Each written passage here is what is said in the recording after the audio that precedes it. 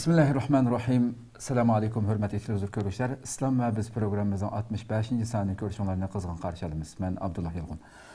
Qadirli görmənlərimiz, həmmələ məlum bolğandək proqramımız başlayan gündən tartib bugünkü günkəgəcə hər bölümdə ayrım-ayrım temalar şəklində hər bir müsəlmanın çoxum həyatına aid aniq, roşan düşünüşü kerak bolğan her xil temalarni, məsələlərini Qur'an və sünnətin ruhi astıda yoritib belişkə tirişiyatımız. Rabbim ömür bəgəncə davamlaşdırmız bugünkü sanımızda mı, elanımızdan bəduq. İntayın mühim bolğan bir tema əlbəttə. Hər bir insan bulu sübtümüz bilən heç kim dünyada xatalıqlardan, illətlərdən xali əməz. Aşı nəslərini Müslümanlıqı özgərtişkə, Qur'an sünnətin ruhiyə uyğun şəkildə əb gedişkə tirişişi bizden talep kılındığı en mühim nasip olsa gerek. Programımızın daimlik mekmeni hemen tanışıp olan hürmetlik Ustad Şarkı Türkistan Ölümanlar Birliği azası şunakla Dünya Müslüman Alimler Birliği azası Abdurrahman Cemal Kaşıgari'ni teklif kıldık. Ziyaretimizi kabul kılgaldık için köp rahmet etimiz aldığını. Rahmet. Allah razı olsun. Kadirli görmelerimiz programımız Naq Meydan'dan YouTube ve Facebook arkalık tarixli otudu. Ekran aldı çıkıp duruyotkan numaralar arkalık ya ki başka ictimai şuru vasıtlardaki alaqa torumuz arqılıq biz bilen alaqılışınlarını şunaqla arqanaq programmaga alaqadar fikir təklif, suallar bolsa soruşunlarını ümid qılımız. Köplügən qeyrindaşlarımızdan faydalanış üçün həm bəharlab qoyuşunu həm unutmayıslar. Onda olsa elanımızda bəgəndək bugünkü temamızga kirib ketsək, yürüşdürüşümüzdeki bazı illetler dedik. Aldı bilen bir tunuşturup əməliyyatda Ərəb dildə suluk mu deyimiz. Bunu biraz bir içip bəsək yürüşdürüş degəndə nemin məqsəd qılmaq üçün mərhəmət. Bismillahirrahmanirrahim. Cenab-ı Allah hamısına, Peygamberimizge dua salamlar olsun. İçtimai hayatımız qaraydigan bolsaq, bir qism yürüşdürüşkə münasibetlik illetlərinin milletimizin medeniyet cihetin arqada kalışıga, acizleşip ketişige ve bugünkidek hurluk hayatga düş kelişige sebep bolgan. Hatta bu ictimai illetle düşmanımızdan yardım so'raydigan yoki düşmanımızga xizmat qilishdan nomus qilmaydigan holatlarni shakllantirgan. Hem yürüştürüş degan nima yoki istil degan nima degan vaqtimizda yürüştürüş ya ki istil olsun, kaysını dep ataydı. Gep söz ve iş hareketlerimizden prensip ve kıymet karaşlarına uygun buluşuna buna yürüştürüş ya ki istil deyimiz. Hoş. Gep sözlerimiz ve iş hareketlerimizden biz işengen prensipka ve kıymet karaşlarına uygun buluşu bu istil ya ki yürüştürüş dep atılır. Eğer gap sözler ve iş hareketler şu insan işengen prensip ve kıymet karaş uygun olsa bu ilgar istil, ilgar medeniyetlik yürüştürüş bulup hesaplanır. Eğer o insanın ağzından çıkıvatkan gap sözler ve onundan sadır buluvatkan iş hareketler prensipke uygun bulmasa, kıymet karaşlar uygun bulmasa bu çağdaki istil yak yürüştürüş medeniyetsiz, pasif, ebga hesaplanır. Bu yürüştürüş degenimiz biz işengen prensiple ve biz mukaddes bilevatkan yoki ulug'layotgan qimmat qarashlarni vicdanımızda qanchalik o'rnaganligini aks ettirib turgan eynek demektir. Hoş. Yürüştürüşümüz, biz işinivatkan prensip ve biz mukaddes bilevatkan kıymet karaşlarının bizden vicdanımızda, fikrimizde, aklimizde, tasavvurumuzda qanchalik o'rnaganligini, qanchalik itibarının boyishganligini ko'rsatib turgan eynekdir. Yürüştürüş deganimiz itiqadimiz, ibadetlerimiz, ahlakımız ve dünya karşımızdan sırtkı görünüştür. Bizden sırtkı görünüşümüz yürütüştürüşümüz, stilimiz qanday bo'lgan bo'lsa, bu bizning aqidamizni ko'rsatib, ibodatimizningki samimiy saqtligini ko'rsatib, axloqimizning go'zal yoki abgorligini ko'rsatib demak. Dinimizde qimmat qarash, isil axloq ve güzel faziletler tashabbus qilgan minglarcha dalil paketlar topqin bo'ladi. Shundan turg'iliq stili halimiz qaraydigan bo'lsak, yoki yurish turishimiz qaraydigan bo'lsak, aqidamiz bilan qilmishlarimiz bir-biriga moslashmagan. İbadetlerimiz bilan boshqalarga qilayotgan muomallarimiz bir-biriga moslashmagan yoki zidlashayotgan bundaq realliklarni ko'rib olgan bo'ladi. Masalan, ba'zi qarindoshlar ibodatni yaxshi bo'lsa-mi, ko'plab ibodat qilgan bo'lsa-mi, ammo boshqalarga muomala qilishga kelgancha nachar muomala qiladi. Zahardek tillarni ishiltirdi. Xo'sh. Ba'zi bir qarindoshlar ilm setim yoki so'z setib qilganda halol harom diqqat qilsa-mi, ammo boshqalarga gap so'z qilgan vaqtida yoki boshqalarning huquqi munosabatlik bir ish qilgan vaqtda bu yerga halol haromga diqqat qilmaydi. Yeb ichilgan narsaga diqqat qilishi mumkin halol haromlikqa, ammo og'izdan chiqayotgan gapning halol haromligi yoki yozayotgan so'zning halol haromligiga diqqat qilmaydi. Yani bir kısım siyasi yollarımız var, yoki siyasi erbaplarımız var, yoki siyasi faaliyetçiler var. Bunların siyasi meydanda mahareti var, kabiliyeti var, iktidarı var. Lekin bunların siyasi faaliyet kılış jarayonida gap so'zlarning halol haromligiga yoki aqidasiga uyg'un kelish kelmasligiga yoki o'zi muqaddas deb qarayotgan qimmat qarashlar munosib kelish munosib kelmasligiga parvo qilmaydi. Mana bu o'rnaklar aqida bilan yurish turishning yoki aqida bilan stil munosabatining bir-biriga moslashmaganlikning ifodasidir. Aqida bilan yurish turishning bir-biridan ayrilib ketganlikning namoyandasidir. Aqida bilan ijtimoiy hayotning bir-biridan parchalanib ketganlikning ko'rinishidir. Oxirida shuni deymizki, bir insonning yurish turishi yoki uning stilininki go'zal ekanligi yoki yaxshi ekanligi hukm chiqishning o'lchami nima desa, uning go'zal axloqi. Yani bir insanın güzel ahlakı o insanınki yürüyüş duruşunun ve stilinin yaxşı ekanligining ölçümüdür.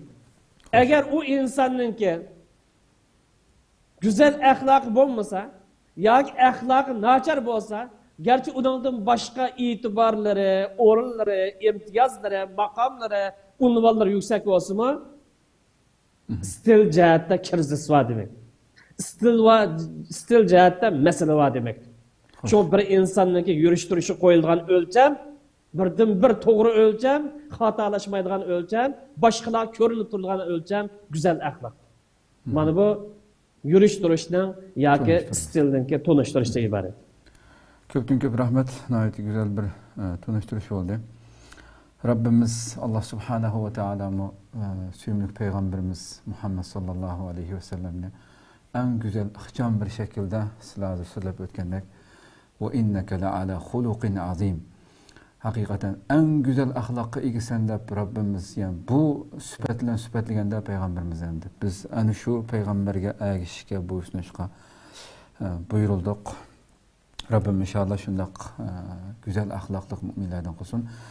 Endi shu aqida ibodat jihatdagi har xil illatlarimizni tuzitish yo'llari degandek bu yerdan biroz kirsak hamda. Bu temada 3 nuqtadan to'xtalay. Endi bu aqida ibodat jihatdagi sulukimiz yoki stilimiz yoki yurish turimizga bir qism illatlar bor. Buni tuzitish tegishli. Bu illatlarniki birinchisi aqidaning sog'lom bo'lmasligi. Yoki aqidaning jonliq aktiv bo'lishiga ahamiyat bermaslik. Bu aqida ibodat jihatdagi bir illat, tuzitish tegishli.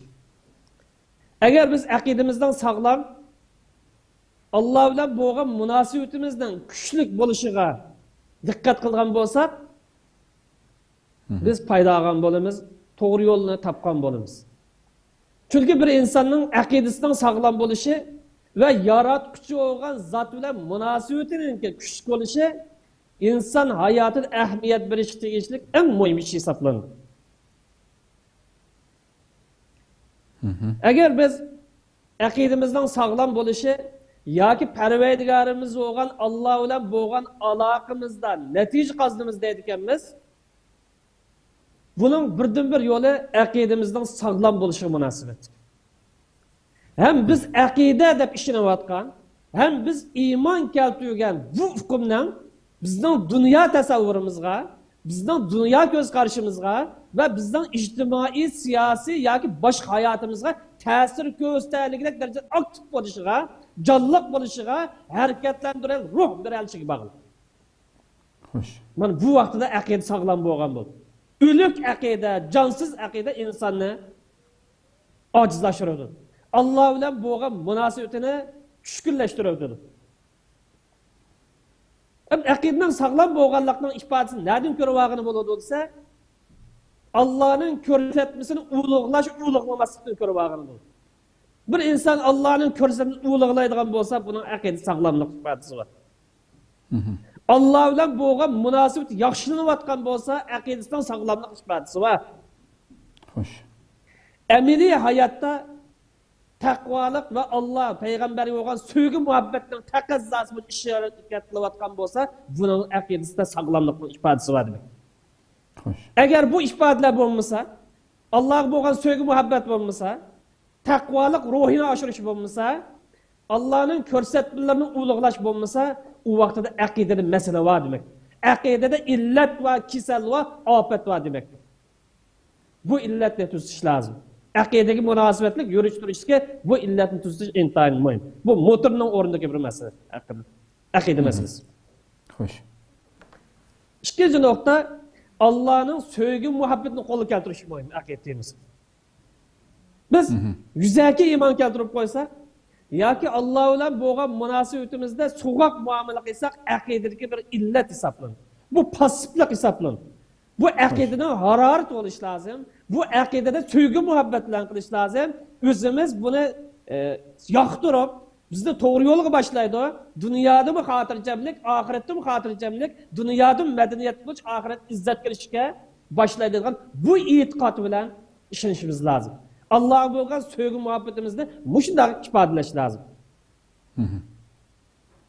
Endi Allohga bo'lgan sevgi muhabbatni qo'lga keltirishdan dastlabki yo'li Allah buyurgan farz ibadetlerini joyida mukammal ado qilish. Allah tosqan haram ishlardan yiroq turish. Cho'ng gunohlarga yaqinlashmaslik. Hem dunyoning baxti hem odam baxti tan qo'lga keltirishga harakat qilish. Xo'sh. Çünkü Allah Teala mu'minlarni sifatlab vellezina yajtanibuna kaba'iral ismi vel fawahisha ve izâ mâ gâzibûm yagfirun. Mü'minlik alameti qanday olursa, bular çoğun günahlardan yiroqdir dedi. Çoğun günahning alamettir ko'p. Qotillik qilish, parxo'rlik qilish, jazoni bilan shug'ullanish yoki jazoni usunba muomala kirib qilish yoki ariq ichish deganga o'xshash. Xo'sh. Enin kendi bular fawahish ijro qilishadi. Bu yer fahishning maqsad zina maqsad emas. Yak zinanın o'zida maqsadi. Ya'ni shariatning xarakteriga tushmaydigan, shariatning tarosida qabih saniladigan, ham aqlning tarosida qabih saniladigan, odamgarchilikka tushmaydigan, demak qabih deb qaralgan, qanday bir ish bo'lib qolsin, buna yaqin kelmaydi. Shariatni qabih deb qaralishga yaqin kelmaydi. Aqlni qabih deb qaralishga yaqin kelmaydi. Ham odamgarchilik ta'sir qilgan bu ishlarga yaqin kelmaydi. Va idza mag'adib, agar bular ochiqlab qolsa, birisini xaplab qolsa, bo'pti qilib o'tadi. Bu qilib o'tadi. Bu mu'minlik sifati. Bu aqidaning taqozosi edi. Alloh bo'lgan sevgi muhabbatni qo'lga keltirishning yo'li edi. Ammo afsuski va idza mag'adibhum yaghfiru degan bu oyatga bizningki ijtimoiy hayotimiz amal qilinmagandek bir ahvol mavjud. Mesela 20 yıl ilgirki bir siyasi uquşmaslık, 20 yıl ilgirki bir siyasi hatalık, 20 yıl ilgirki bir siyasi tasavvurunun bir-birine uquşmaslıktan kelib chiqqan masala bugun qadar so'rilib kelganligi mana bu oyatga xilaf. Hem shundaqla bir masalada bir-birisi xafa bo'lishib qolgan yoki munosabati qisman yaxshi bo'lmagan bo'lsa, bir yil ilgari, 2 yil ilgari buni so'rab yurish, apu qilib o'tmaslik, kan qo'saq bo'lolmaslik, o'zini qirnish ko'rolmaslik yana ham bu oyatning ruhiga xilaf. Demek yani bir insanın kalbinin pak buluşu ve onun yürüyüş duruşununki çoğun günahlardan hali bulup güzel buluşu. İmanının sağlam ikenlikten delildir. Ama bu kalbinin pak buluşu bu asan emez ki. Bu kalp imanın muhterebi. Hasad boz kalpte buludu. Üçmenlik boz kalpte buludu. Menmenlik boz kalpte buludu. Birbirini yaman görüşü olsun kalpte. Kiselden menbesim şu ya. Şu düzelse hem iş düzeliyordu. Kalp bozulsa hem iş şu kalpte paklaş meselesi intayın mühim mesele. Bu kalpten pak oluştu geldi. Bu dairelerini üzüşüyor. Yani insanda yüz birliğin içki kisellerinin menbesim nasıl. Man muştandan paklayarsa endin yürüyüş duruşumuz çoğun günahlardan hali bulalısın. G'aybat qilish, suxanchilik qilish, sotqinlik qilish, bir-biriga ziyon selish, hasadxo'rlik qilish, o'ktamini damdoq qo'shib qo'shib pasib ishlarni xotirjam bo'lsa, bu iymonning sog'lom ekanligining ifodasi va bu odamningki yetakchi bo'lish salohiyatining taqozosi. Chunki qalbi sog'lom bo'lmagan yoki qalbi pok bo'lmagan va cho'ng gunohlardan saqlanmagan odamlar yetakchi bo'lishga yaramaydi. Xo'sh. Bu ikkinchi nuqta. Aqida munosabatlik sulukimizga 3-chi masala tuzishlik iymonimizni kuchlantiradigan to'g'ri yo'lda manishimizga taximmo sababchi bo'ladigan nafli ibodatlarga sal qarash. Yoki nafli ibodatlarga parvozlarcha muomala qilish. Farzni ado qilgan bo'lgandan keyin nafli bilan nimkorim degandek. Ham bu nafli degan nima desa Allah farz qilgan ibodatlardan yoki ish harakatlardan boshqa Allohga yaqinlashish niyatida qilinadigan barliq ish harakat nafli hisoblanadi. Bu nafllarning doirasi yomon kam. Bu iymonning qatoriga tabi. Masalan Peygamberimiz iman 70 necha bosqichga bo'lindi. Buning yuksak pallasi shahodat kalimasidir. Eng tövbeni yo'l tozlashdir. Pokizlikqa berishdir. Demek imanımızda mı, taximmi, nafli ishlarni ko'p qilish orqali iymonni oshirg'ini bo'ldi. Bu nafli ibodatga mi kiradi? Mishadi yo'l tozlash desa, balki men atoyatning supugini chiqib tozlab necha soat vaqtimni chiqaramanmi deb o'ylab qolmasin mishadi. Hatto bir yo'ldan bir insonlarga ya birisi putlashib ketgan bir toshchaqliq bir narsani elib etishmi? Ashu ham dalqa. Yuqorisi tozlashib qolib qolsa. Aşınçılık ya bir hayvan putlashib ketgan ya insonga ta'sir etgan bir qish tosh bir narsani elib etish mi? Shuni bir iymonning bir parchasi deb tushuntirdi payg'ambarimiz ham. Shunda. Demak bu nafli degan ko'ngil bo'lganligini isbotlash uchun. Shunda. Demak bu nafli degan, yoki nafli ishlar degan iymon doirasida, ibodat doirasida, axloq doirasida va hayotga munosib butun doiralarda nafli tepilamdır, tepil. Siyasi hayatta, ictimai hayatta, iqtisadi hayatta, felsefe hayatında hemmisi tepilamdır. Yani zörür boğan işini toluqlaydigan işler mana bu nafli diye ibaret. Nafli işler ahmiyet bir işinin ki faydası bağımlısı, bunun faydası acayip çok. Çünkü nafli iş insanların ruhunu paklayır. Yani yaxşı işlerini davamlaştırır, izcillaştırır, takımı köp kılır, insanın ruhunu paklayır. Əxlaqı pasif bo'lgan bo'lsa güzelleştirdi. Psixikasi buzilgan bo'lsa bugunga o'xshab buni yaxshilaydi. Ala bi zikrillahi tatma'innul qulub. Psixikam buzilib deb achchiqlaydigan, boshqalarga beshamlik qiladigan, qalaymagan gap qilgan ish nimasi? Bu zikrulloh tutashmaganlik uchun kelib chiqayotgan chataqlik. Ham Alloh bo'lgan sevgi muhabbatni qo'lga keltirdi. Mana bu nafli ibodatlarga ko'ngil bilmaslik bizniki aql ibodat sohasidagi istiloh munosabatlik illatlarniki birisi. Hem yana bir nokta bunun qo'shimcha qilib so'zlayman. Vatanparvarlikni ibodat deb qarayanmas. Vatanparvarlikni iymon deb qarayanmas. Belki bu söz bazılar g'alati bo'lishi mumkin. Bu vatanparvarlikning iymon bilan nima aloqasi bor? Vatanni so'yganlikning, vatanni qo'g'donlikning iymonni nerda tepilibdi, nerda deliyor deyish mumkin. Men deymanki bu qarindoshlarga musulmonga nisbatan vatanni qo'g'dash ibodatdir. Musulmonga nisbatan vatanini qo'g'dash jihoddir. Musulmonga nisbatan vatanini himoya qilish, vatan yo'l xizmat qilish mas'uliyatdir. Musulmonga nisbatan islom aqidasi bilan sug'urilgan ona vatanni so'yish, vatanparvarlik ruhini ishga oshirish va qanot yaydirish bu islomning ko'rsatmasidir, ham musulmonlikning taqozzosidir. Şunu biz Uygurlar yoki Sharq Turkistonliklar aqidani hayotim, vatanni onam, davlatni otam, qimmat qarashlarimizni, kimligim, axloqimni, insonligim deydigan bu xil tarbiyaga, bu xil ideyaga muhtojmiz, intayin muhtoj. Hem bu xil ruhni yetildirishga intayin muhtoj. Hem buni iymonning taqozosi deb tushunishga muhtoj. Çünkü Kur'an-ı Kerim qarasak, Kur'an-ı Kerim ilgirki millatlarning voqeligini tilga olib, "Va ma lana alla nuqatila fi sabilillah." Bulardir. Nima uchun biz Alloh rozi bo'lgan yo'lda jang qilmayapmiz? Nima uchun biz Allohning yo'lida ish harakat qilmaymiz? Nima uchun Allohning yo'lida fidokorlik qilamiz? Sabab nimasi? Faqat uxrijdan min diyarna. Vatanimizdan qo'g'landik. Vatanimizdan surgun bo'ldik. Vatanimizga kiramadik. Vatanimizni sag'indik. Bolalarimizdan ayrildik.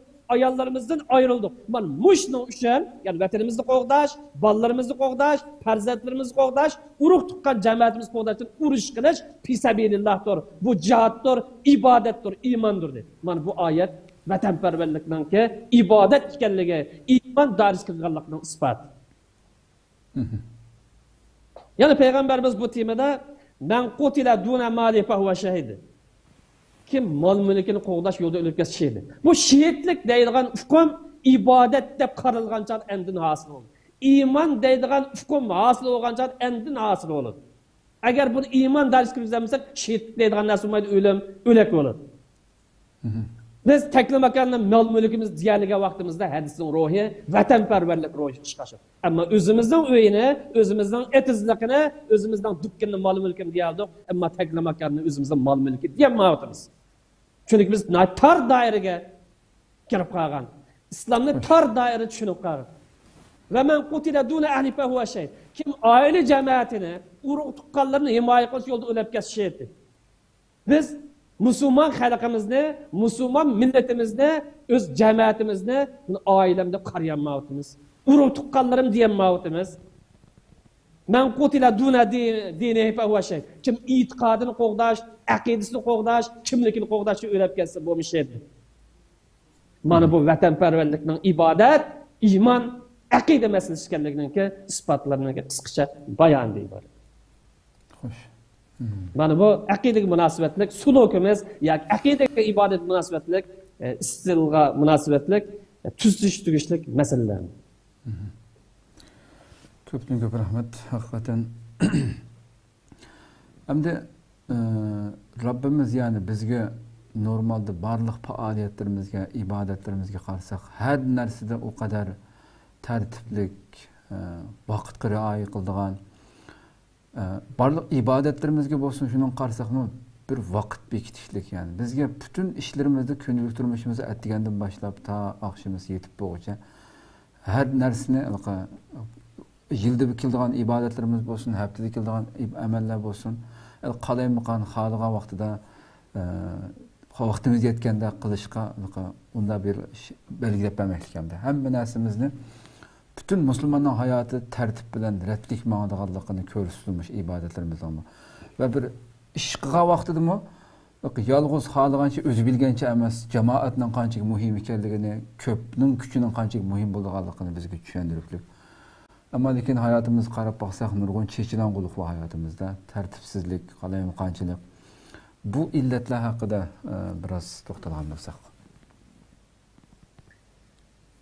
Gapni xulosalab qisqartgan vaqtimizda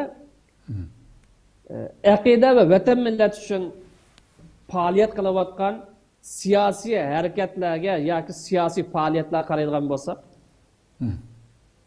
kollektiv harakat qilinmaslikdan kelib chiqqan Xo'sh. Hamkorlashi yoqtirmay yakka harakatchilikni tashabbus qilayotgan tartibsizlik. Siyosiy harakatninki bosqichma-bosqich bo'lganligiga bosqichma-bosqich bo'lganlik qoidasiga rioya qilmaslikdan kelib chiqqan tartibsizlik.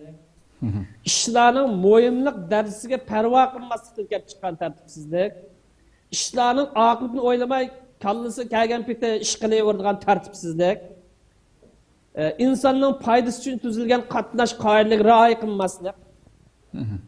Piyodalar mangdigan yo'lda yo'lning o'ttirisiga kirib degan o'xshash har turli sohalarda tartibsizlik, intizomsizliklarni ko'rib olgani bo'ldi.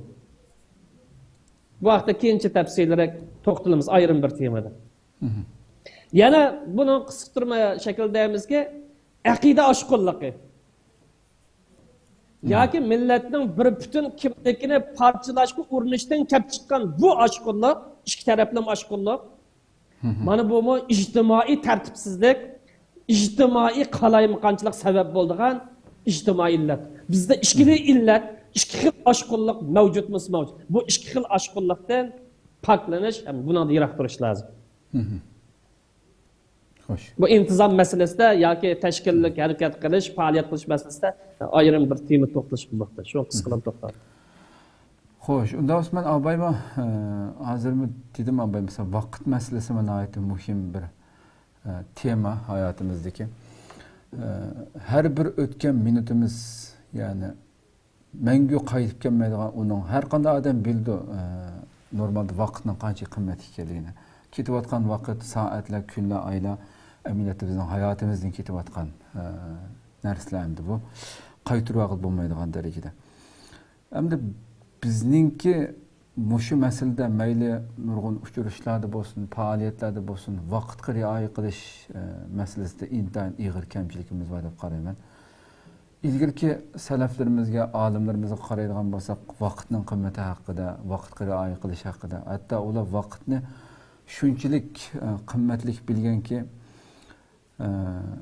normalda shu ko'proq bir minut bo'lsa ortiq bir ilm egallaydi deb chaynab yeydigan tomoqni yemay butunlay shu umashdek shu suyuq narsani yeb yegan o'limalarniki, masalan, Qiymat zaman andal ulama degan bir kitob bor, Sheyx Abu G'uddaniki. Shu yerdagi narsalarga olimlarning o'z vaqtidagi shu katta olimlarimizningki vaqtni bir minutni ziyon qilmaslik, isrof qilmaslik uchun, shu vaqtdan eng unumli shaklda foydalanish uchun ko'rsatgan tirishchanligini odam o'qisa, bugun bunda ish bo'lishi mumkinmi deb odam hayron qoldi ekanda hamda bu narsa. Shunchalik ko'ngil bo'lish ekanda bular. Shuning uchun ular dunyoga o'lib ketgili yuzlarcha yil, necha asr o'tib ketgan bo'lsa-mu, ularning asarlarini, ularningki ummatga, bu islomiyatga, dunyoga qoldirgan mevalarini bugun kungacha o'zyapti hamda. Bu masalada bugun har qatim nurg'un yig'inlarda u yerda so'zlab turamiz, olimlarimiz so'zlab turadi, vaqtga rioya qilaylik deb. Ammo bu ish tuzalmagan bir masala hamda. Buning qanday qaraymiz hamda? Shu kasalga. Bu vaqtga rioya qilmaslik bir butun holatda bizning ijtimoiy hayotimizdagi yoki yurish-turish hayotimizdagi ig'ir illatlarning birisi hisoblanadi.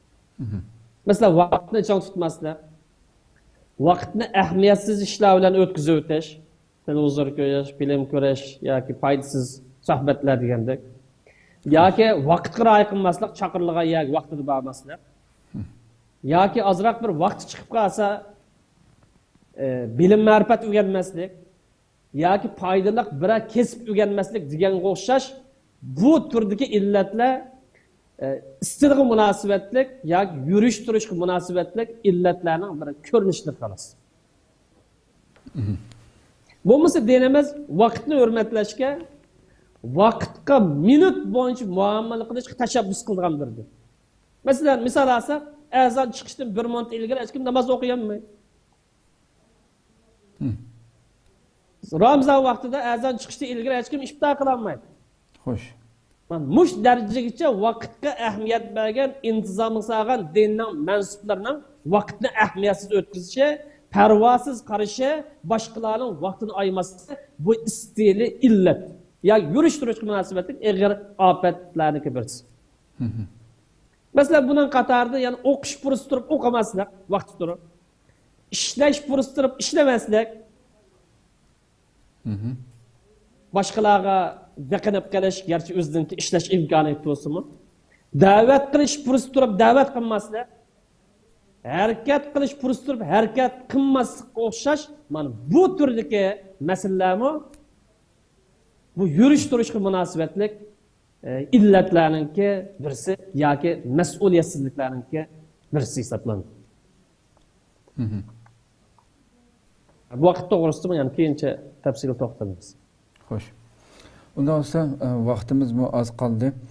Ammo shu istilimizdagi shu ijtimoiy illatlar haqida biroz to'xtalib shuni bilan tugatsak.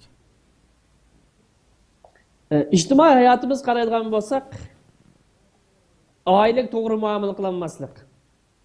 Masalan, bundan qatorida ota-onaga qanday muomala qilish, ayoli bilan onasiga qanday to'g'ri muomala qilish, ikkisini bir-birisiga chat qoqmagan asosda, qarindoshlar qanday muomala qilish, o'zining urug' tuqqan qarindoshlarga va boshqa musulmon qarindoshlarga, millat qarindosh qanday to'g'ri muomala qilinmaslik, farzandlarni tarbiyalashga sal qarash, axloqiy burilish ve menfaat üstü kurulan münasebetler, yani akide üstüge yoki prensip üstü kurulan emas, belki menfaat üstü kurulan bu münasebetlerini his qilgan bo'ladi. Mesela aile misal alsak, aile farzandlarga akide, ahlak, ibadet, kimlik, medeniyet ve vatanperverlik ruhunu yüklediğin bir mektep hesaplanır. Ama afsuski ko'plagan ota-onalarning o'qimaslik sababi, kitob ko'rmaslik sababi yoki izlanmaslik sababi yoki kasbiy odamlarning bolalarini qanday tarbiyalashni so'ramaslik sababidan oila bu rolning o'ddisidan chiqolmadi. Bir maktabning rolini o'ynayolmadi. Bu sababdan bolalar ona tilini yo'qotib qo'yayotgan, axloqi buzilayotgan, aqidalik bo'lmayotgan, vatanparvarlik ruhiga ega bo'lmayotgan, bundagi bu millatningki izbosar rolni mevcutdan rolni alanmayotgan bu xil illatlar mavjud. Yana ijtimoiy hayotga ba'zi bir burilishlar qaraydigan bo'lsak, vaqt ko'pmi to'xtaldik. Bir-birini e'tirof qilmaslik, xuddi muhojirat hayotidagi ahvollar qarasak ko'rib oldi, siyosiy harakatlar, siyosiy faoliyatlar va boshqa munosabatlarda. Bir-birini qarindosh ko'rmaslik, dushman qarash, düşman tutup eliş, hasadxo'rlik, o'chmanlik, manmanchilik, kibrlik ve ishyomonlik degan qo'shib bu illatlarninki kundan kuniga avjalayotganligini, ijtimoiy hayot ta'sir ko'rsatayotganligini ko'rib olgan bo'ladi. Xo'sh. Bu yerda shuni eskartib o'tamizki, bizning yurish turishimiz, yani bizden kılıvatkan gap sözlerimiz ve iş hareketlerimiz akidege bağlanmasa, yürüyüş duruşumuz akidege bağlanmasa, istilimiz akidege bağlanmasa ve başkalarına İslam'ın körset biz boyunca güzel muamele kılıç ruhunu şekillendirmeye kalsak, o vakti biz dinimiz hıyanet kıygan bolumuz. Dinimizde samimiyetsizlik kıygan bolumuz, şekilvazlık kıygan bolumuz. Bunu kisp etiş doğru kıl. Bunu temamızdan beşidimi aqida bilan axloqning ayrilib ketganligi, aqida bilan ijtimoiy munosabatning buzilganligi, ibodat bilan ijtimoiy munosabatning salbiy munosabatini biroz ilgari so'zlab o'tgandim. Nima uchun bunday deymizsa, chunki go'zal axloq iymonning taqozosi. Iymon davosini qilganmiz, go'zal axloq shart bo'ladi. Go'zal axloq dinimizning simvoli, musulmonlikning simvoli, musulmonlikning obrazi. Şunun için bu kadar kıymetli bu ahlak meselesi, suluk meselesi, ictimai stil meselesi bu kadar mühim. Bu güzel ahlak başkalarının kalbini açıdığını açmış. Başkalarını tahdit bilen açıkını bulmaydı. Başkalarını besim kılıç bilen onun kalbini açıkını bulmaydı. Başkalarının kalbini açıdığını açıkoç del güzel ahlak. Hoş. Eğer biz burun kadar medeniyet yarataylı, hürlük hayatı erişeyle, hemkarlaşış ruhunu yetildirip siyasi faaliyetimizi canlandırayla deydigan muşundaq tuyg'imiz bo'lsa, muşundaq e'tiqodimiz ko'z qarshimiz bo'lsa, o islom axloqi qaytaydi. Masjidga kirgan chaqda muttaqi sir chiqqancha fosiq bo'lib olmaydi.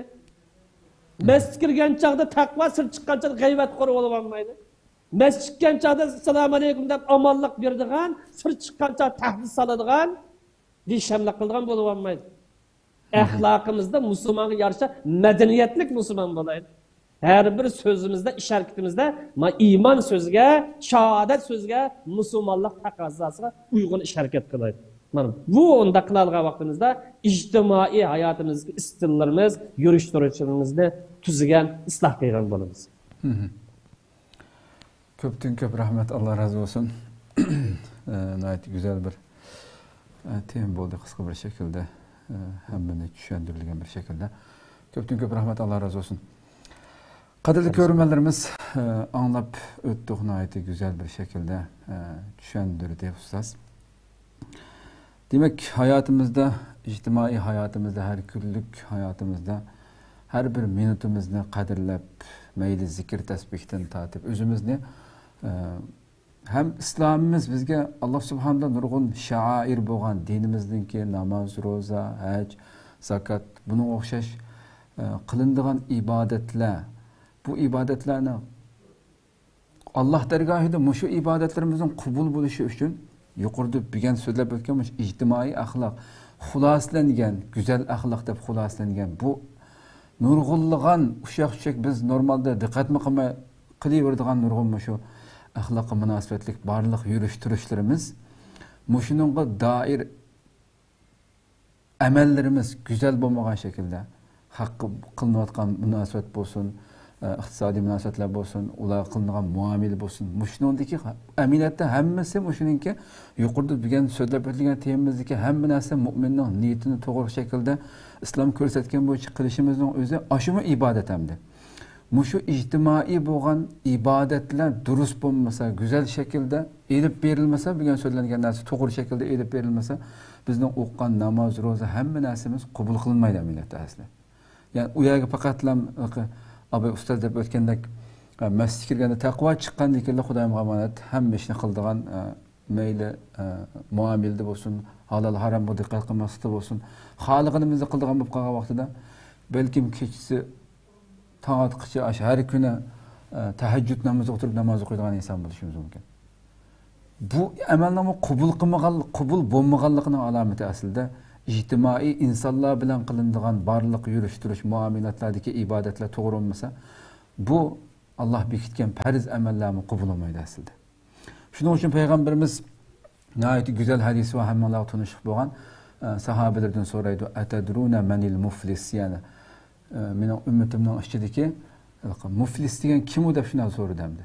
Degandan sahobalar javob berdi: "Muflis degan bizning ichimizda hech qanday pul puchiga bo'lmagan, ne altını, ne dirhemi, hiçbir narsa kalmagan bir gadayını muflis deb bilimiz degandan keyin payg'ambarimizdan deb javob berdi: "Mushu mening ummatimdan qiyomat kuni muflis bo'lib keladigan kishi kim u desa, ama roza, zakat, hamma ibodatlar joyida, ama unutilib qo'ygan, buning haqqini yeb qo'ygan, buni haqoratlab qo'ygan, buning g'aybini qilib qo'ygan, bugungi so'zlangan ijtimoiy mushu illatlar deb so'zlangan mushu ishning hammasini qilgan inson. Yani buyurilganini qilmay, aksini qilgan insonda Şunun ben kıyamet günü onun bütün kılan emelleri aldığımızda tarazi keltirilgen vaxtida hemmisinin hakkını verip onun bunçilik tillap koyduğuna, hakkını yap koyduğuna, bunçilik barlık yaxşı dünyada kılan emellerinin hemmisi yiyilip gidip cehenneme güçlü o insan dedi. Allah saklasın ki bundaki insanlardan bu kadişten Rabbim özü saklap kalsın. İnşallah Rabbim meyli ictimai kişiler bilen münasebetteki barlık hayatımızdaki yürüş-turish amellerimiz bu hem ibadet. Bularda olsun meyli şair bo'lgan dinni Allah'ın bekitgan farz, sünnet bu amellerde olsun en to'g'ri shaklda qilishga bu amellerimizni Rabbim dergahida qabul qiladigan güzel şekilde ado qilishga muyassar qilishini umid qilamiz.